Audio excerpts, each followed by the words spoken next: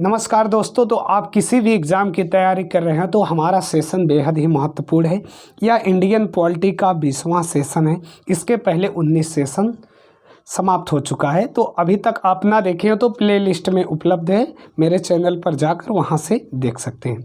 बाकी आप play store से भी मेरे एप्लीकेशन को डाउनलोड कर सकते हैं, सीपी सर या आर्यन स्टडी सेंटर सर्च करके।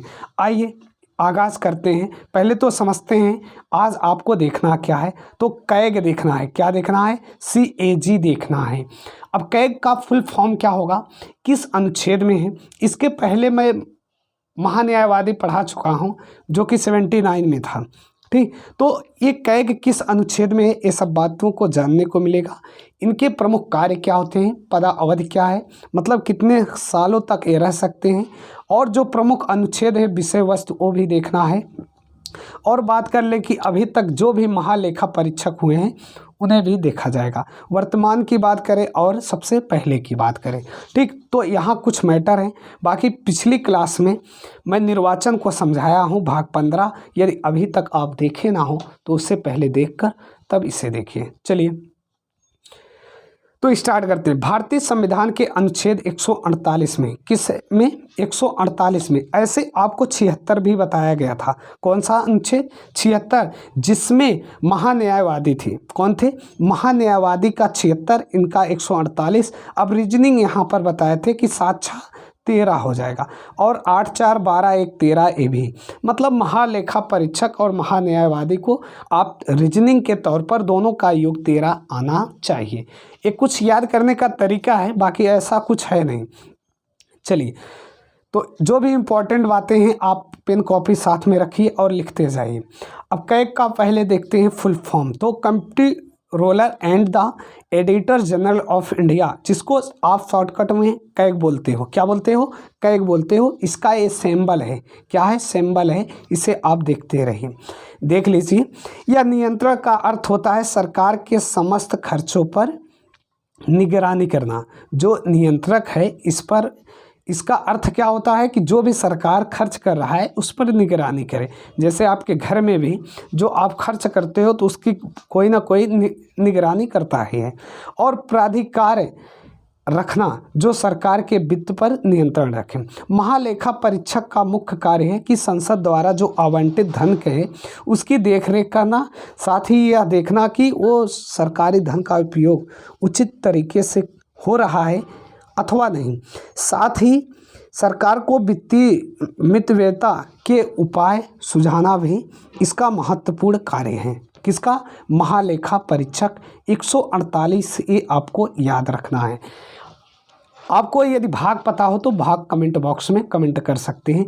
इसके बाद मतलब जो भी महालेखा परीक्षक है, इसके बाद राष्ट्रपति के जो कार्यवाहक होते हैं, मतलब उसके दूत होते हैं, राज्यपाल आते हैं। अनुच्छेद 153 अभी वो भी दिखाया जाएगा। ये 148 कहाँ तक है। चलिए, नियंत्रक एवं महालेखा परीक्षक ये लोक वित्त के संरक्षक होने के साथ साथ देश की संपूर्ण वित्तीय व्यवस्था का नियंत्रण होता है। इसका नियंत्रण राज्य केंद्र दोनों स्तरों पर होता है। इसका कर्तव्य होता है कि भारत के संविधान एवं संसद की विधि के तहत वित्तीय प्रशासन पर निगरानी रखें। ये अपने मतलब एक अभिकर्ता के रूप में भी रखते हैं। राज्यों के जो कैग होते हैं वो इसी के अंतर्गत आते हैं। अनुच्छेद 148 के अंतर्गत आते हैं, कैग के अंतर्गत आते हैं। नियंत्रक महालेखा परीक्षक के अंतर्गत अभिकर्ता के एजेंट के रूप में कार्य करते हैं। एजेंट आप समझते ही हो ना, जैसे LIC और सभी बीमाओं के एजेंट, तो उसी प्रकार इनके भी एजेंट होते हैं, हर राज्यों में रहते हैं। चलिए अगले पेज पर चलते हैं।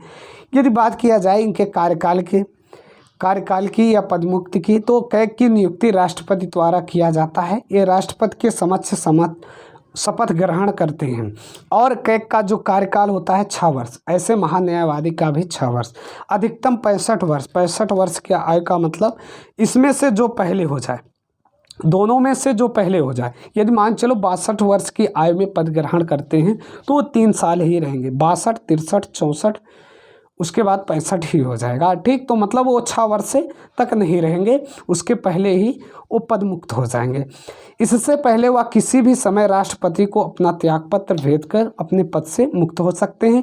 कैग को अपने पद से उसी प्रकार हटाया जा सकता है जिस प्रकार उच्चतम न्यायालय को न्यायाधीश को हटाया जाता है, अर्थात संसद के दोनों सदनों द्वारा विशेष बहुमत को उसको साबित करके कदाचार अयोग्यता के प्रस्ताव को से हटाया जा सकता है।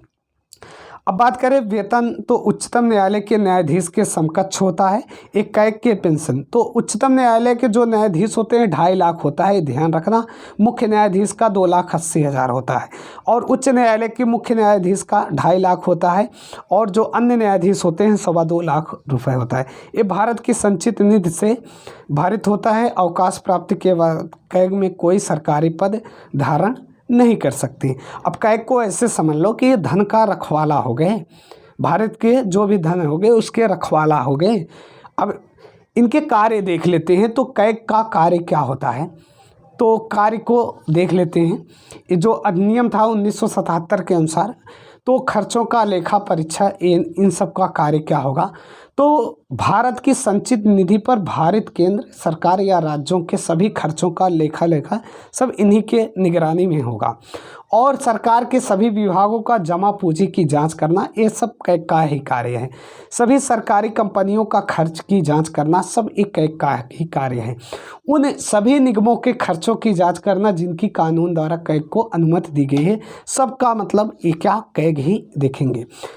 ठीक, तो अगले पेज पर चलते हैं, यहाँ से देख लेते हैं। तो जो भी अनुच्छेद है 148 में क्या है, नियंत्रक एवं महालेखा परीक्षक की नियुक्ति एवं पदमुक्त है और ये 49 में नियंत्रक महालेखा परीक्षक के कार्य एवं शक्ति। 150 में संघ एवं राज्यों के लेखा प्रारूपों के संबंध में राष्ट्रपति को सलाह। उसके बाद 51 में तो अंकेक्षण प्रतिवेदन है, रिपोर्ट है, ये ध्यान रखना है आपको अनुच्छेद। चलिए अब यहाँ से देख लेते हैं अभी तक जो जो महालेखा परीक्षक हुए। तो पहले थे वी नरहरि राव थे, वर्तमान में देखा जाए तो गिरीश चंद्र मुर्मू। ये बहुत इंपॉर्टेंट है, बाकी आपको याद नहीं करना है। ठीक, याद नहीं करना है तो नोटेड पॉइंट में ये आप नोट कर सकते हैं। चलिए आगे बढ़ते हैं। तो इसके पहले मैं देश में जो भी मतलब निर्वाचन आयुक्त होता है उसे मैं समझाया हूँ, उसे ना देखे हो तो आप प्लेलिस्ट से देख लीजिए। ठीक, चलिए ये तो महालेखा परीक्षक हो गया। अब कुछ बात वैसे तुलनात्मक ढंग से देखा जाए। देखिए निर्वाचन तो इसके पहले मैं पढ़ाया था, महालेखा परीक्षक और महान्यायवादी। तो तुलनात्मक ढंग से देख लिया जाए एक नया पेज लेकर, तो जो महान्यायवादी होते हैं, महान्यायवादी और महालेखा परीक्षक, अनुच्छेद की बात करें तो ये 76 होंगे, ये 148 होंगे। पहले तो ये अंतर याद कर लो कि ये अनुच्छेद 76 में होंगे, ये 148 में। एक संवैधानिक होते हैं, दोनों क्या होते हैं, संवैधानिक होते हैं। अब बात किया जाए इनके मतलब कार्यकाल का, तो कार्यकाल 6 वर्ष या 65 वर्ष की आयु जो इसमें पहले हो जाए, इनका भी 6 वर्ष और 65 वर्ष की आयु जो पहले हो जाए। तो ये ध्यान देना, महालेखा परीक्षक और महान्यायवादी क्या होते हैं, भारत के अधिवक्ता के रूप में हैं, मतलब एक विधिक अधिकारी होते हैं। बल्कि जो महालेखा परीक्षक होते हैं ये क्या होते हैं, ये धन की रक्षा करेंगे, संसद द्वारा जो आवंटित धन की होती है उसकी देखरेख करना, उसके साथ जो भी सरकारी धन का उपयोग उचित तरीके से हो रहा है कि नहीं, इस सबको देखेगा कौन, कैग देखेगा। ठीक, CAG देखेगा 148। और मुकदमा कौन लड़ेगा, महान्यायवादी 76 वाला। ठीक, और 148 ये धन की रक्षा देखेंगे। ठीक, बाकी समानता देख लीजिए, वेतन वही लगभग 2.5 लाख। ठीक, इसके समकक्ष होता है 2.5 लाख। तो ये बातें आपको याद रखना है। ठीक, ये 5 में है, ये भी 5 में है, भाग 5 में। भाग की बात करें 5 में, कुल भाग हैं तो 22 भाग हैं वर्तमान में।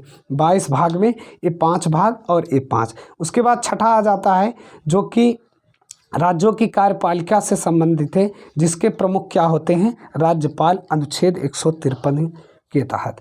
तो यदि आपको यह सेशन अच्छा लगा हो तो शेयर ज़रूर करना, और चैनल पर नए हो तो सब्सक्राइब कर लेना, शेयर करना ना भूलना। तो आज जो भी पढ़ाया गया है उसे देख लीजिए, यहाँ से कैग का फुल फॉर्म लिख लीजिए, जो भी इम्पोर्टेंट बातें हैं उसे लिखिए, ठीक, और बाकी छोड़ दीजिए, ठीक।